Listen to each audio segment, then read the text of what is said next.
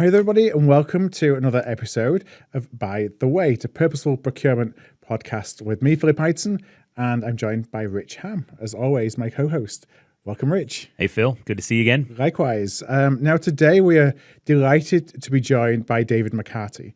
Today's conversation, we're going to look through some of the flaws in the incentive structure through the prism and the lens of GPO organizations. And David is certainly no stranger to GPOs. So welcome to the show, David.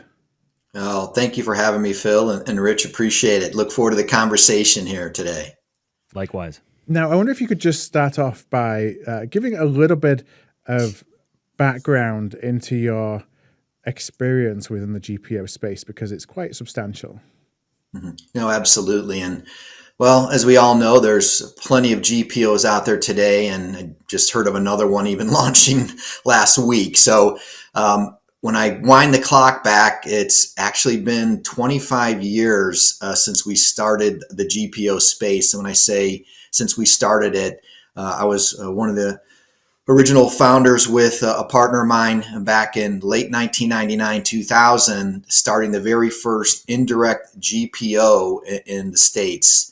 And at the time, I mean, again, it was something brand new, and it was an opportunity to really bring forth a concept where the indirect supply chain side was really not really addressed that well. When you look at tail spend today, really the past 5-10 years, there's been more emphasis on it. But back then, there was really no emphasis put on it.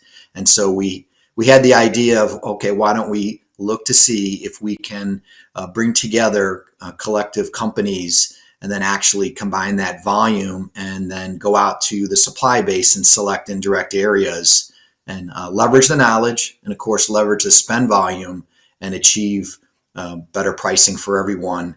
Again, independent of the size company that they were, again, just taking that volume. And again, it worked. We went out to RFP, and I think with most GPOs, they probably look at maybe the one nuance area where it's pretty cut and dry was office supplies, and we were able to take that out and go to bid with that. And these are pretty sizable companies, but the results were pretty amazing. I want to say even the largest company was pretty surprised.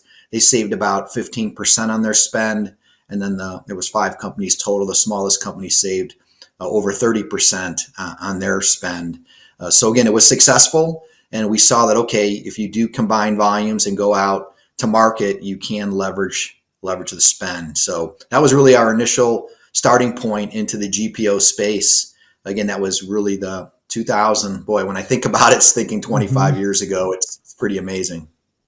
So, David, you were a co-founder, as you alluded to, of Corporate United, and ended up an executive there for a 15-year period. During that time period, can you talk to us a little bit about, in your experience, where were the areas that GPOs were most and least effective? What were like the expense profiles where you felt that the GPO performed best and worst? Mm-hmm. I would say the GPOs performed best, Rich, where you did have those items that you really, you could say, like, again, I'll say office supplies, where it was pretty cut and dry what the items were and how you could actually take those out to market. I want to say where GPOs struggled is in more of the customized areas where you're familiar with, Rich, and say like the uniform spend. Again, things were pretty unique per each individual company. So that, I think, is a little bit of a flaw in the model of the GPOs. It's where you have individual companies that have their unique needs and their items that they're utilizing versus the entity as a whole, the group, the GPO, because the GPO mindset is, let's put together a contract overall that everyone can buy off of. But I think a little bit of the flaw there is when you have individual companies that have their unique needs, there's typically not a lot of flexibility and variation there in able to achieve the value and the cost savings respective to their own company. So if you thought of all expenses as falling somewhere on a spectrum from simple widgets at one end out to complex services at the other end, would it be fair to say that as you move towards the simple widget end of the spectrum, the GPO becomes more and more effective, and as you move the other way, the reverse? Correct. Definitely, Rich. Okay. Now, when it comes to looking at what a successful GPO program may look like, what are some of the characteristics that where you had most success with building GPO type programs? I would say that it is those areas, is a little bit we just touched on, Phil, is that are not as complicated, right? So it's one where, again, you can gather the information and it's easily to put that together and go out to market. I think the challenge is, though, again, many companies, depending on the area, might think that they manage something very well. So, and that's even, I'll say today, you're fighting egos a little bit too. Are individuals and within the companies willing to look at areas and then, realize the value there when you can go out to bid with something and utilize that volume based on the area versus something that's a little bit, more complicated. And, I even remember looking at the travel space where you look at different hotel brands and hotel nights and the quality of, and, different companies had different, I'll say, needs and what their individuals wanted when they were putting together a program, and to try to combine that, to put that into a GPO space, it really was not really successful to try to do some of these areas that were a little bit more complicated and, say, custom to an individual company. David, can you think of examples during your time in the space where one of your members' costs rose in one category or another in a way that kind of strayed from the contract that you had in place and made you as the GPO look bad? Are there examples that come to mind of that? Is that a thing that happened here and there throughout your time in the industry? It did happen here and there. One that comes to mind, you would think that you can control it, but I think there's so many items is in that MRO space where, again, you had the ability for individual suppliers would go to a plant and say they had their own, storeroom there, and how are you servicing that storeroom and what are the items going in there? And then again, it's, unfortunately, it's a typical salesperson process, right? They're going to get compensated on the more that they can sell and the more items that they could add. So then they would add additional items into those warehouse areas. So then that would deviate from the contracted items. So obviously then they would have that price creep in their margin.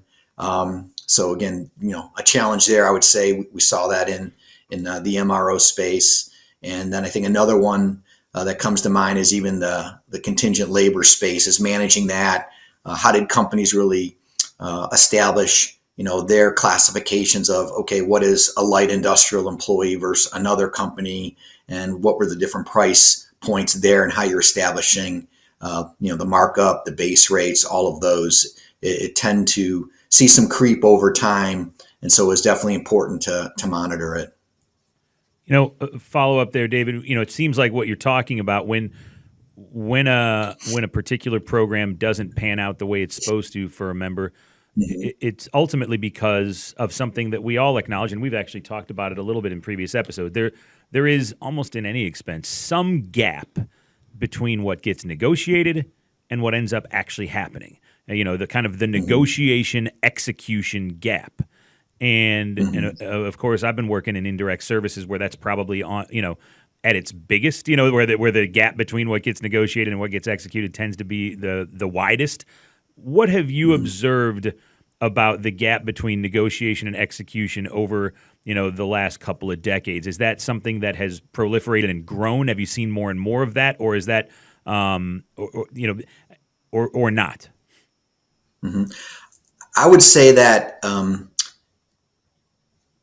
I would say it's maybe contracted a little bit, and I guess where I'm going to, to start that point, when you had these GPOs starting out, most people did not really pay attention to indirect spend to the degree that it is now. So these contracts were put out there, and I think people, were checking the box at companies. Okay, we're on this GPO contract, and I think, Rich, you used the term right. Is it good contract, bad deal? If I'm saying that right, good contract, bad there, deal. Yeah, that is a phrase I was part of coining. Yeah, true.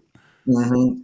Yes, and I think that those were, it was put in place, but I think over time, just renewing and just kind of, mentally saying, okay, we have a good deal, so we're just going to, again, let that ride, right? So I think with individuals having to manage so many areas, it was pushed to the side. Was that value continually being delivered?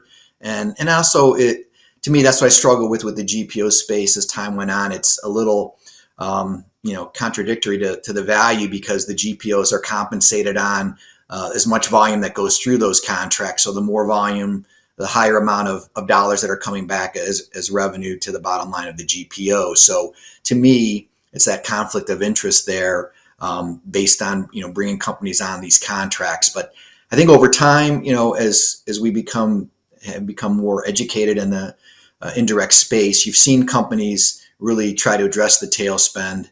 But I think it's also a double-edged sword there, because there's so many different areas with indirect, and how could you be a specialist in all areas? So I think there's the fine line that you have to look at when you're evaluating these areas, and how are you managing them, and what's the opportunity to utilize a third party to help you there.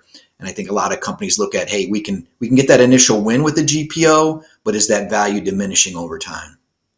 I think one of the things you've got to ask, as you're evaluating, because to go back to the point that you both really made, is there is a role, but it's part of a bigger strategy. This is what we always talk about: is you can look at GPOs for certain categories or for certain deals, but you're not going to run your entire procurement organization or your spend through a GPO, because there'll be some ways they can help. There'll be some that you should keep yourself. There'll be some that you should outsource to a third-party expert. And it's about picking which is kind of the right delivery models for the right parts of your spend. When you're looking at GPOs, I think one of the key questions to ask is, how are you keeping that deal current?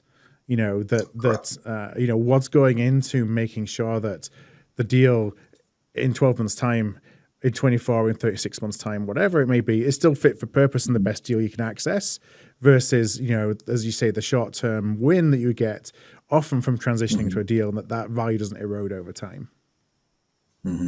Absolutely. And I think a little bit with GPOs, I remember, seeing that over time too, is, right or wrong, I think a little bit you had the margin concern from the suppliers too, right? So there's money being paid to the GPO, and then you start to look at, from the company standpoint to the supplier standpoint, is it potentially better to just, be on your own? Once you go through that first cycle of getting that value, can you customize it more as an individual company based on your needs, and then work directly with that supplier? So I want to say that was always something that would bubble up with companies that are in the GPOs too, when they start to look at the value that they're receiving.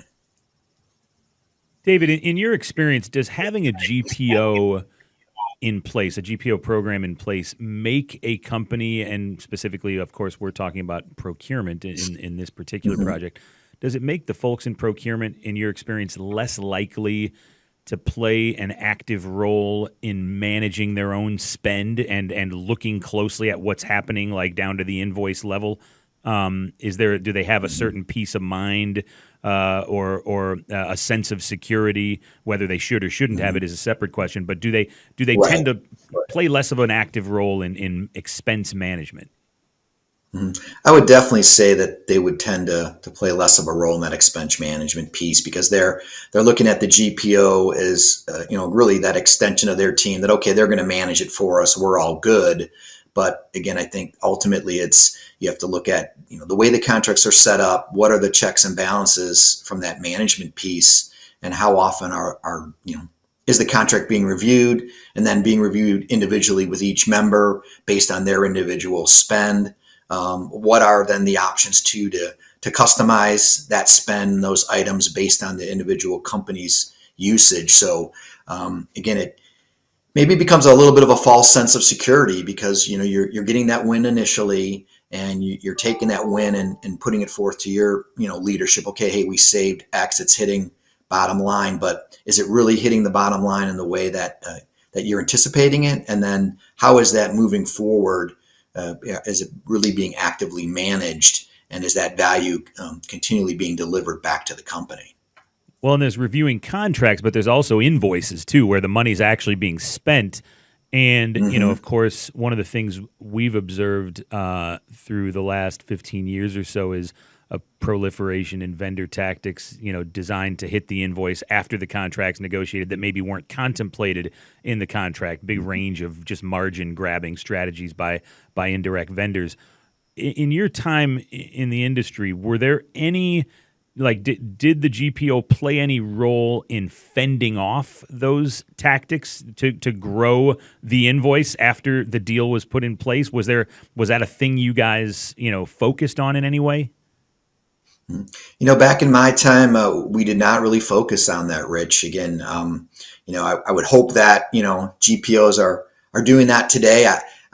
Again, I'm not as knowledgeable if that is being done, but in the past, no, it really was not done. It was again looking at the individual reviews that were potentially done with member companies and just trying to look at those spend dollars, and then at that point, again, trying to work to see, okay, based on what was initially contracted, where's the pricing? Has it gone up, gone down, just based on, again, maybe, the adjustments that the suppliers would make. But I don't know, Rich, that's a question too. I'd like to, throw back to you with any of your conversations. Have you seen that at all with GPOs of late? No, but I think GPOs are, for example, I spoke with a really forward-thinking CEO of a GPO just in the last handful of weeks that is kind of reconsidering their approach as it relates to indirect services in particular. And it goes back to I'll take your reference to it as license to use it, the good contract bad deal phenomenon. I think he was kind of coming to the realization that his members weren't always getting what they were supposed to get. Based on the contracts he put in place. And he said, well, I want to drive real value for our members. I don't want them to look at what they're actually spending and see, oh, we're not getting the value we're supposed to be getting from our GPO. That could make us look bad. It could harm an overall relationship. And so I think his approach was, I need to become, it's more like GP 2.0, the new more forward-leaning GPO that takes a new approach to complex services at that end of the spectrum, as opposed maybe the same hammer doesn't work across the entire spectrum of indirect spend, and what works for a widget doesn't work for a service necessarily. So yeah, I have. But that's just one example, and I think probably this person wasn't at one of the biggest GPOs and at the biggest environments. I think it's probably harder to drive change, and there is a part of that sort of change that involves going to your members and saying, "Hey, the thing we've always done, it doesn't work as well as it always has, and we got to try some things differently now." That's a hard conversation, to have with your customer base. When I look at the market and where the market is going, and we talked to a number of different GPOs over the course of a year. It's interesting how there's a lot of GPOs are exploring how do we step into becoming a more of a full service, full service support, to the organizations, to the members they serve, as opposed to traditional kind of GPO 1.0, which is more about the deals. But also when you're buying GPO services, you have to think about what's your why. Why are you buying this deal? If you are, oftentimes the companies are becoming members of a GPO for access to the deals, not necessarily for the ongoing demand management and supplier management and all the things that comes with that. So you got to question, okay, do I have those resources internally? If I have these resources internally, they should be helping ensure that you don't get this proliferation after you've got a deal in terms of additional cost. But where the problem can occur is when you kind of just check a box and say, okay, I'm done with that. I don't need to worry about it. There still has to be active management, even if a GPO is bringing you a good base deal in the first place. And it's when you don't do that active management, post getting the good base deal from a GPO, that some of the challenges can arise and you're not getting the benefits that you think you're going to get from it. Yeah, and I think, tell me if you think I've got this wrong, David, but I don't hear GPOs going out and advertising themselves as an expense management tool. It's really more of a contracting tool. We'll put you in a good deal. And I think a lot of customers get it in their head that, oh, well, then after that, I'm good. I don't need to manage the expense because it runs through the GPO. And I would argue, and I wonder if you would agree with this, a contract in 2025, I think, is vastly less determinative of spend than it was 15 years ago because, Great Recession comes around. Everybody's procurement department goes from 10 heads down to 3, from 100 heads down to 30, and they all of a sudden don't have the bandwidth to manage their suppliers as tightly as they used to. Suppliers notice. They start running new tactics to drive spend up, and, all leading to this good contract, bad deal phenomenon. And I think a contract today is vastly less determinative of spend than it was in 2007. Is that a fair statement in your estimation? I would agree with you, Rich. And I think that's the issue. It's, again, even when we talk to companies today with the work that we do, it's like, I'm all good there. I've got it on a GPO contract. And I'm like, well, when's the last time you've looked at that? Are you actively managing that? And it's, no, it's typically the no answer. So I think that's the challenge where people have just maybe, again, because of the lack of headcount, as you're saying, if things have changed, you have so many companies that are struggling to just handle things, and they're renewing these contracts. And, I know, Rich, we've both seen that where, companies are just renewing contracts and the pricing is so out of line and the services that associated with that, they're just not actively managing it. So it's definitely been a challenge. And I'd say that it's definitely affected companies to the negative side of the ledger. David, I know you're aware our project revolves heavily around the incentive structures that are so commonplace in procurement departments and for the people within them. And I'd like to get your thoughts on how the GPO model feeds into the incentive structures, because in a way I view them as kind of, even though there are pretty grand flaws, I think, in the way procurement tends to be incentivized, the GPO model kind of serves the interests of procurement and kind of feeds in. They're kind of complementary in a certain respect. What are your views of how procurement incentives and GPOs have come together?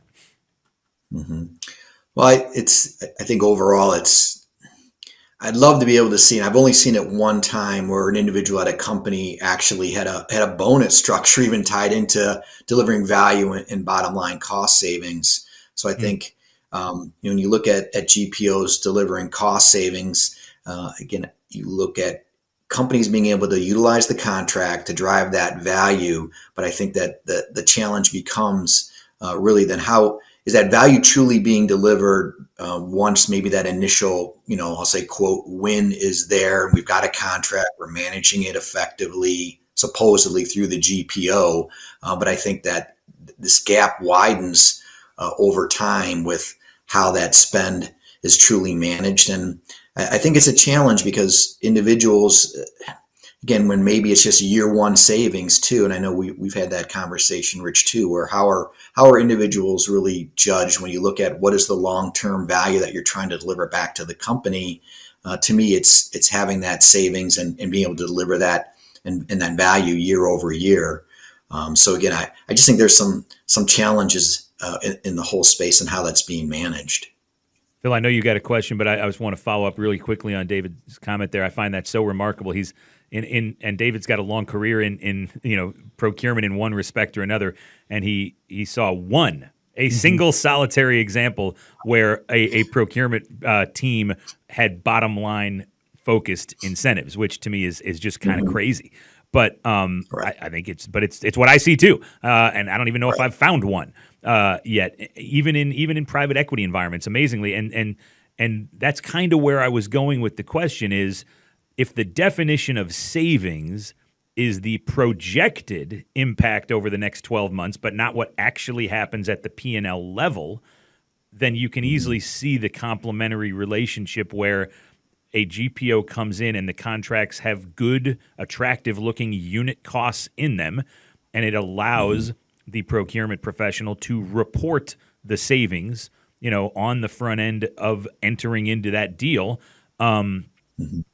It works just fine, But of course, as you said, but if you measure in accordance with real value over the long term, a different approach is probably warranted. And I have good news for you, David. And later stages of our, by the way, season 1, we are going to be building a new and better and more forward-looking plan, and we'll publish it and share it with you. So good news. We're working. Perfect.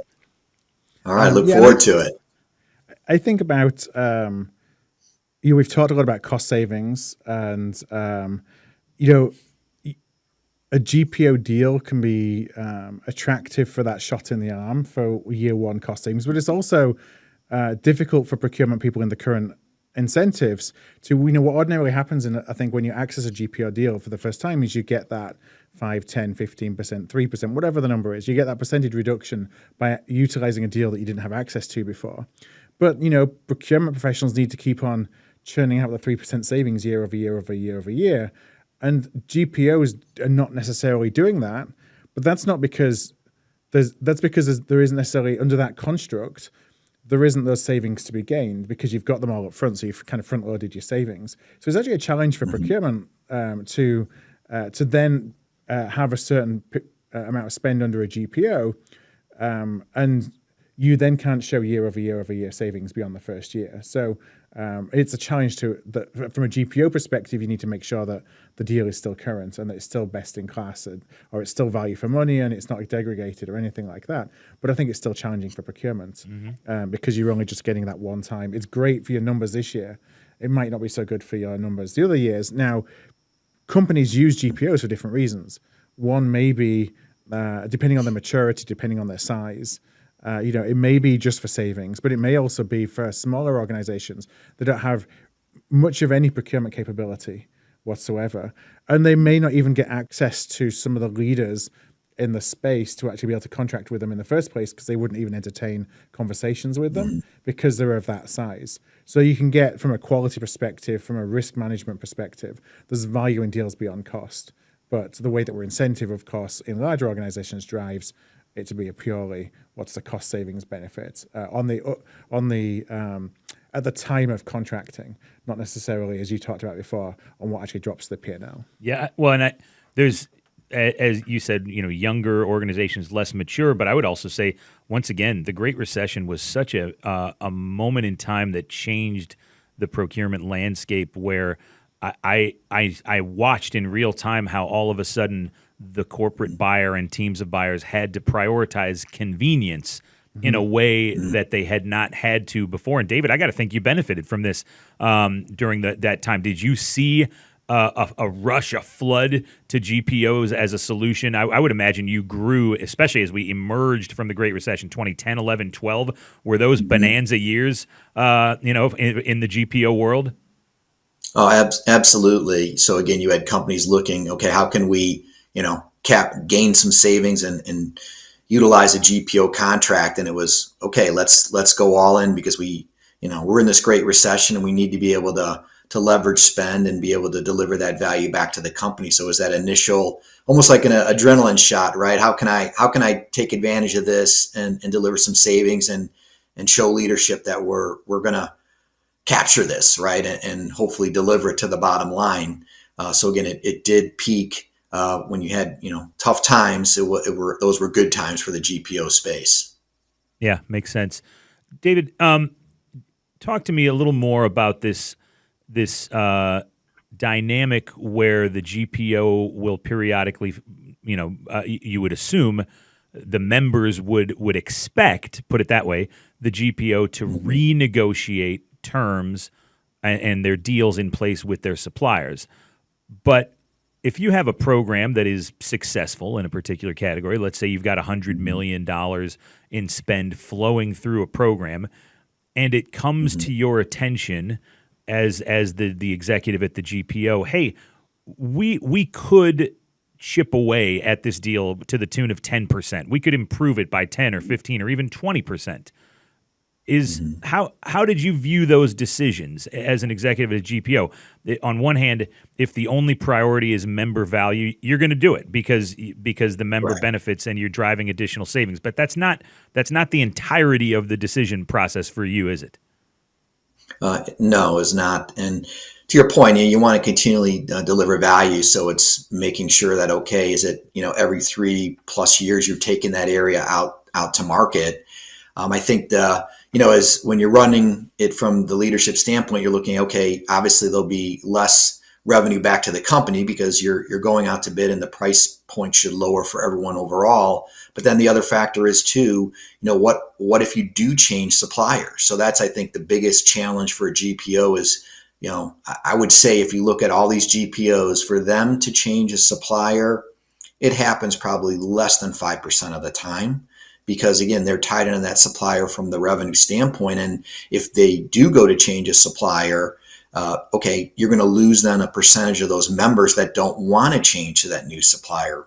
And behind the scenes, you're going to have, I'm sure, the current supplier coming to the member too, then, and offering them, hey, we can do X for you if you stay with us. So it really is, almost like a triple-edged sword, I'll say, when you take things out to bid from the GPO standpoint, is how are you going to be impacted with those members that will, go to the new supplier, those that will stay, and then again, how are you impacted negatively from a revenue standpoint?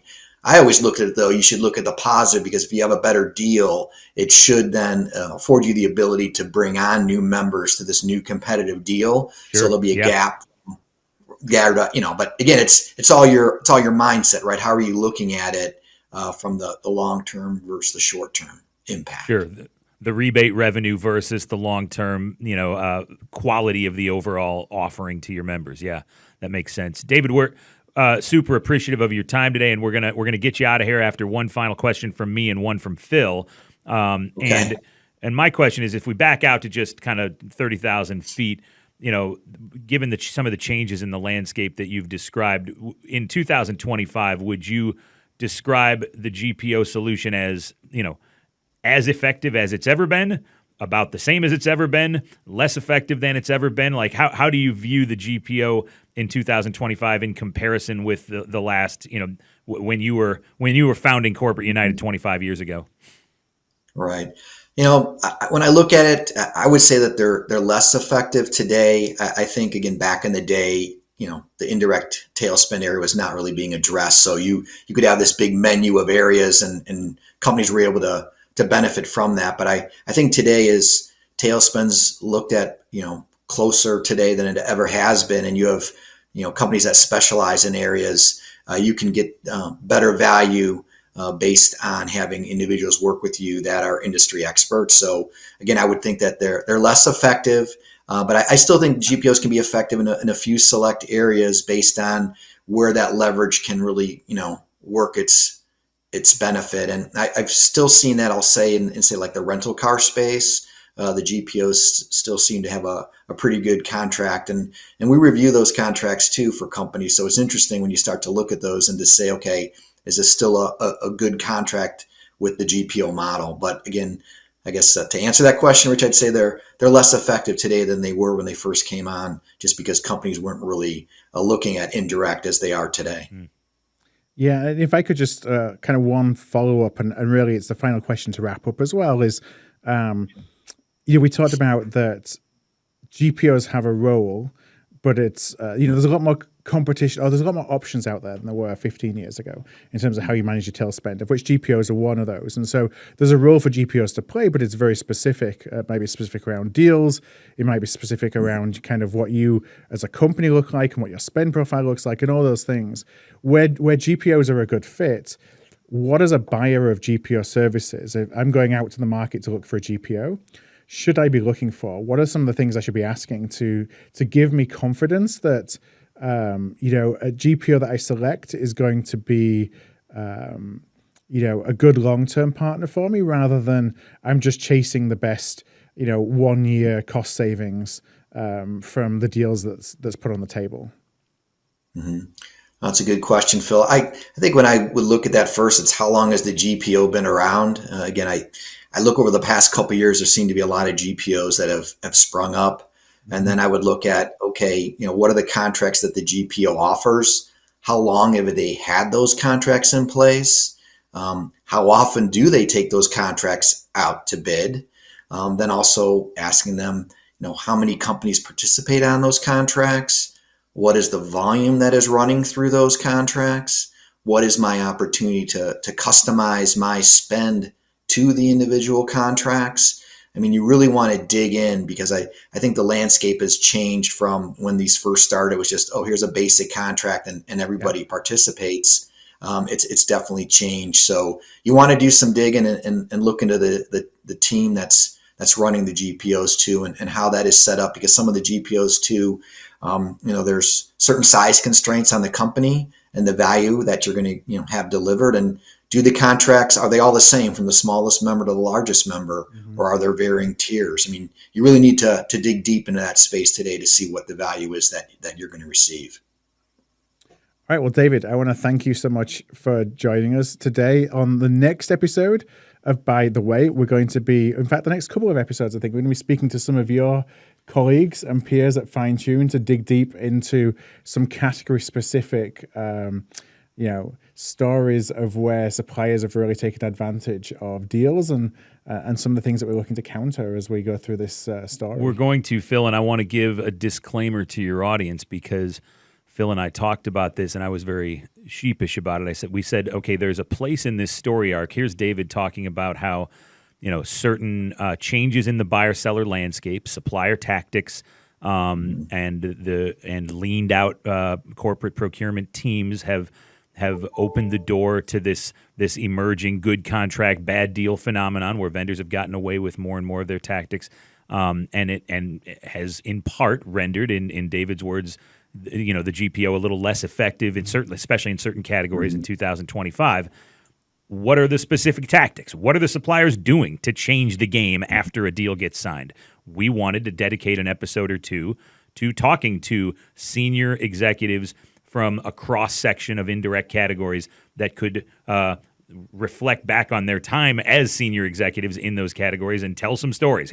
Here's the stuff that we were doing, or that we see in the marketplace today, that indirect service suppliers are successfully gaming the system, changing the rules after a deal gets signed. And I was like, well, I do employ a team of these people, but I'm a little sheepish about bringing them on the podcast. I don't want this to be like a salesy thing for our company. Fine-tune ad. but Phil's comment was, well, who else would we call? We don't know where else to find these people. And so we're going to bring in the tuners, a handful of our lead executives from industries like the security guard services industry, the facilities management world, and the IFM world specifically, the pest control industry, the uniform rental industry. I might even talk a little bit about the waste and recycling industry, which is an industry that gets me all fired up. Yeah. And so, Phil has blessed this strategy of bringing in our executives for the next couple episodes.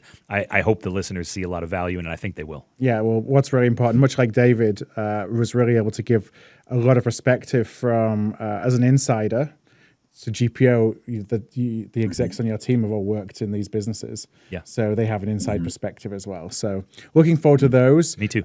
With that said, David, again, thank you so much for your time and for sharing the benefit of your experience and perspectives with us. We appreciate it, and we'll talk to you again soon. Oh, absolutely. Really appreciate the time and chatting with you, gentlemen. And again, look forward to seeing this out there and listening to it. And again, the future episodes as well. Thanks, David. Have a good one. Take care. All right.